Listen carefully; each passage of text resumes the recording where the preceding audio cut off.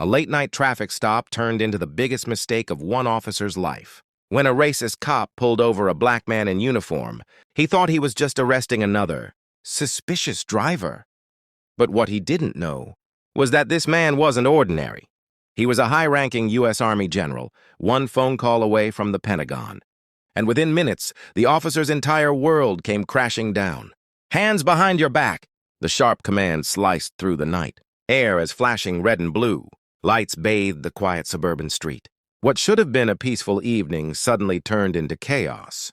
General Marcus Williams, a decorated U.S. Army general with over 3 decades of service, froze in disbelief. He had just parked his car outside a friend's home after attending a charity dinner, still in his formal military uniform.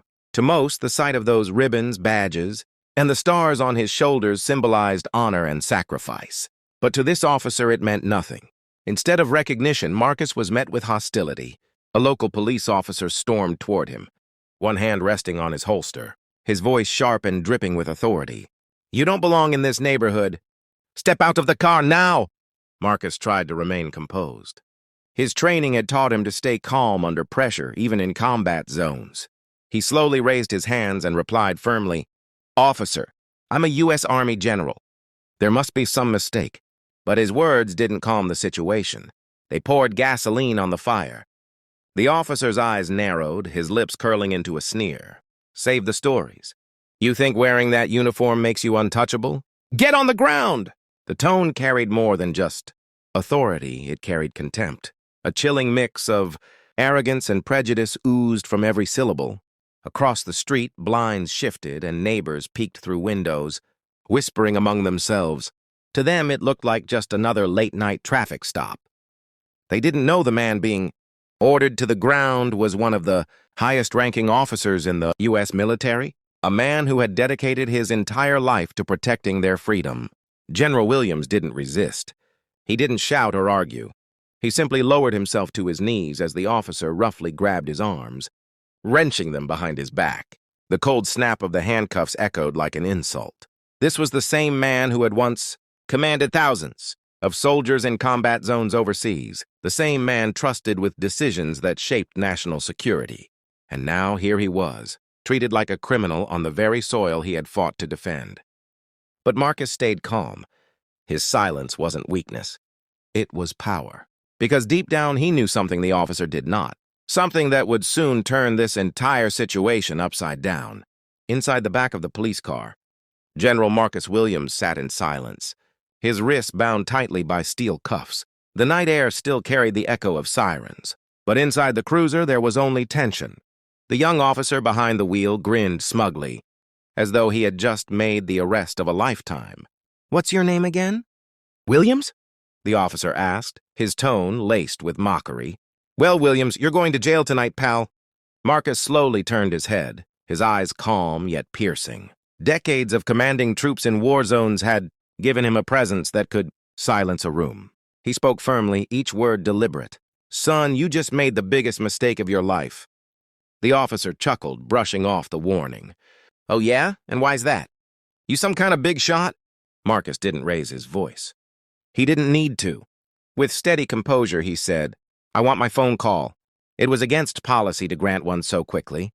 But the officer, eager to prove his dominance and curious about this so-called general, shoved the phone into Marcus's hands with a smirk. "Go ahead, let's see who you think can save you." Marcus dialed a number so ingrained in his memory, his fingers moved without hesitation, a number very few people on Earth had the authority to use. Within moments, a deep, commanding voice answered on the other end. "Pentagon Command. Identify yourself." Marcus straightened. "This is General Marcus Williams. I've been unlawfully detained by a local officer. Immediate response required." The words hung heavy in the air. The officer's smirk faltered.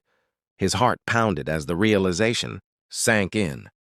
This was no ordinary man sitting in the back of his cruiser. Within 10 minutes, the quiet neighborhood erupted with activity. Black SUVs rolled up, headlights cutting through the dark. Men in suits, carrying federal credentials, stepped out with precision and purpose. The once arrogant officer suddenly looked very small. One of the agents approached, his voice sharp and uncompromising. "Release him now!"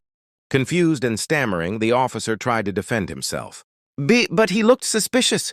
The agent's glare was ice cold. Do you even understand who you just arrested? This man carries national security clearance. He's a decorated war hero.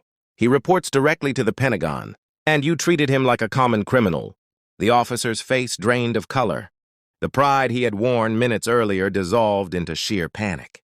His hand shook as he fumbled for the keys. The reality hit him. He hadn't arrested a criminal. He had humiliated a national hero. As the metallic click of the handcuffs echoed, the chains of humiliation fell away. General Marcus Williams straightened his back, his tall figure commanding the same respect he did on the battlefield. He brushed the dust from his uniform slowly, deliberately, as if every motion carried the weight of dignity. Then, with piercing calm, he locked eyes with the young officer. There was no rage in his gaze, no need for raised voices. Instead, there was something far heavier, profound disappointment.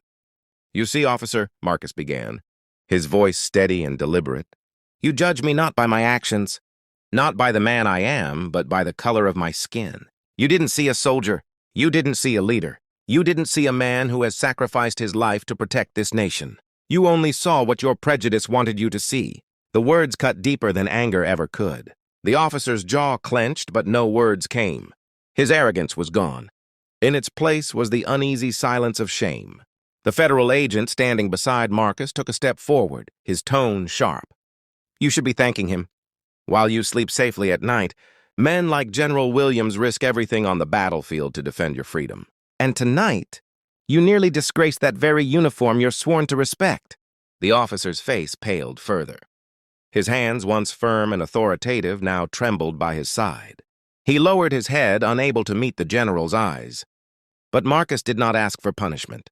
He did not demand revenge. Instead, he offered something greater, a lesson. "Respect," Marcus said firmly, his words carrying the weight of truth, "is the foundation of this country. If we lose that, if we see each other as enemies, instead of brothers, then we've already lost the battle, no matter how many wars we win abroad." For a moment, the street was silent. Even the night air seemed to pause. The agents escorted the general back to his car, saluting him with reverence before departure. The convoy rolled away, headlights fading into the distance.